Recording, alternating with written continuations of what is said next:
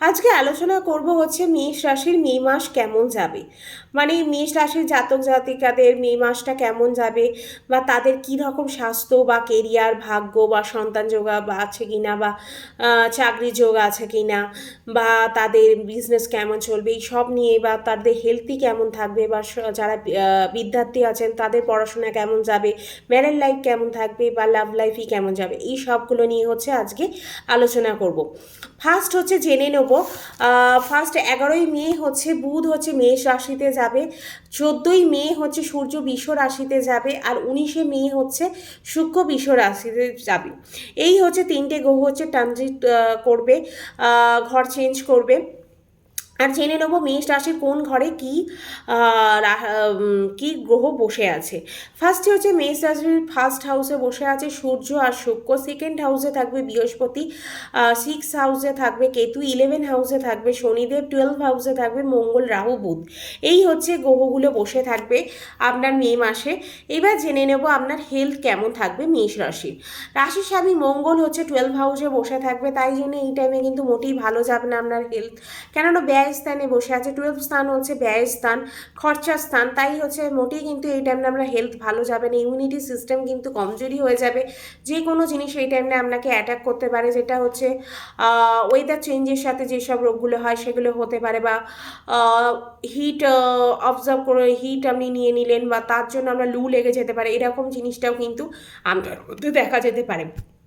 সূর্য বৃহস্পতি এই টাইমে ভালো যাবে, কিন্তু স্কিনের প্রবলেম এই টাইমে দেখা যাচ্ছে। এনার্জি একটু ডাউন কিন্তু মেষ রাশির এই টাইমে অনুভব করবেন, যে যেন একটু এনার্জি ডাউন ডাউন লাগছে, এরকম হবে।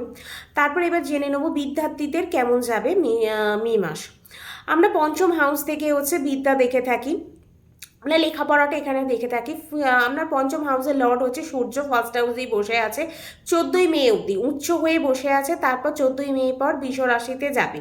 তাই এই টাইমে যদি কোনো ভালো এক্সাম থাকে, বা সরকারি চাকরি চেষ্টা করছে, সরকারি চাকরি ইন্টারভিউ আছে, 14 মের আগে অবধি কিন্তু খুব ভালোভাবে যাবে, খুব ভালোভাবে ক্লিয়ার করতে পারবেন। কিন্তু তারপরেও কিন্তু আমরা মোটামুটি ভালো যাবে, কিন্তু 14ই মের আগে অবধি সূর্য উচ্চ আছে, তাই জন্য কিন্তু সব থেকে বেটার এই টাইমে আপনার লাইফে উন্নতির জন্য, বা কোনো এক্সামের জন্য, বিদ্যার্থীদের জন্য খুবই ভালো। এবার হচ্ছে লাভ লাইফ নিয়ে জানবো, যে আপনার লাভ লাইফ কেমন যাবে মেষ রাশিদের। আমরা পঞ্চম হাউস থেকে হচ্ছে যেমন শিক্ষাটা দেখে থাকি, তেমন লাভ লাইফটাও দেখে থাকি।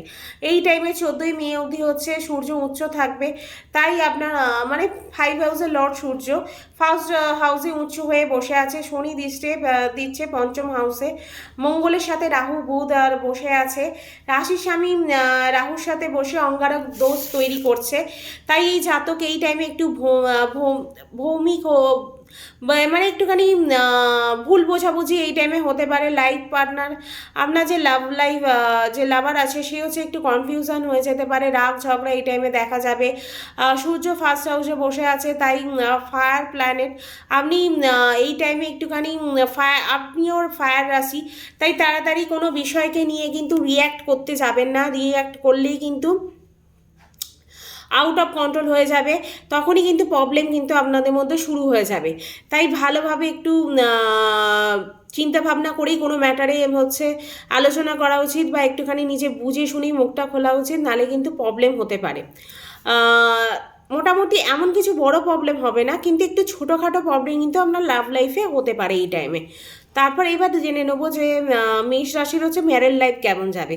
7th হাউস থেকে আমরা বিবাহিত জীবনটা দেখে থাকি, ফার্স্ট হাউসে আপনার শুক্র বসে আছে, 7th হাউসে আপনার নিজের ঘরকেই দেখছে, তাই ম্যারেড লাইফ খুব একটা খারাপ কিন্তু যাবে না, মোটামুটি ভালোই যাবে। কিন্তু শত্রু রাশিতে বসে আছে শুক্র, মঙ্গল একবারও একটা কানেকশন তৈরি করছে, তাই ছোট ছোট কথার মধ্যে একটু কথা কাটাকাটি, একটু রাগ ঝগড়া কিন্তু এই টাইমে হতে পারে। প্রবলেম কিন্তু মোটামুটি আপনার সলভ হয়ে যাবে, এমন কিছু হবে না, কেন শুক্র নিজেই নিজের ঘরকে দেখছে। 19শে মে শুক্র নিজের ঘরও চেঞ্জ করবে, তারপর ম্যারেড লাইফ কিন্তু ভালো হয়ে যাবে। মানে 19শে মে অবধি, 18ই মে অবধি হচ্ছে আপনাদের একটুখানি ম্যারেড লাইফটা খারাপ যাবে, তারপর কিন্তু মোটামুটি ম্যারেড লাইফ ভালোই যাবে।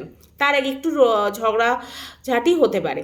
তারপর ভাগ্য কেমন থাকবে এই টাইমে। 9 হাউস থেকে আমরা ভাগ্য দেখে থাকি, বৃহস্পতি হচ্ছে 9 হাউসের মালিক, সে 1st মে হচ্ছে 2nd হাউসে চলে যাবে, মানে বৃষ রাশিতে চলে যাবে, 10 হাউসকে দেখবে। দুটো দিক ভাবকে দেখবে, শত্রুরা পেছনে লাগতে পারে, ছোট ছোট ব্যাপারে কিন্তু এই টাইমে মতবিরোধ হতে পারে, বাধা আসবে, কিন্তু এই টাইমে কিন্তু কাজ হয়ে যাবে, বাধা আসবে কিন্তু কাজ হয়ে যাবে। কোনো বড় ব্যাপারে আপনি কিন্তু এই টাইমে সফলতা পেতে পারেন, কোনো বড় ব্যাপারে এই টাইমে সাকসেস লাভ করতে পারেন। কেরিয়ার কেমন যাবে, 10 হাউস থেকে আমরা কেরিয়ার বিচার করে থাকি। আপনার 10 হাউসের লর্ড শনি হচ্ছে 11 হাউসে বসে আছে, পাপ দৃষ্টি কোনো পাপ গ্রহ কিন্তু এই টাইমে শনিদেবের উপর দৃষ্টি দিচ্ছে না, 1 5 8 দৃষ্টি দিচ্ছে। শনি নিজের মনের মতো করে কাজ করবেন, ভালো কাজ করবেন, জেদ বা অ্যাটিটিউড থাকবে, একটু ঝগড়া তর্কাতর্কি হতে পারে, একটি অ্যাটিটিউড নিজেকে প্রমাণ করতে চাইবেন সবসময়। বুধ 12 হাউসে আছে, যেটা বলার সেটা বলে দেবেন, মানে মুখের ওপরই বলে দেবেন। ওভার কনফিডেন্স এই টাইমে একটু থাকবে। 14ই মে অবধি আপনি আপনার একটু এই ভাব এই থাকবে, ওভার কনফিডেন্স এই বা লোকের মুখের ওপর কথা বলে দেওয়া, এগুলো 14ই মে অবধি থাকবে।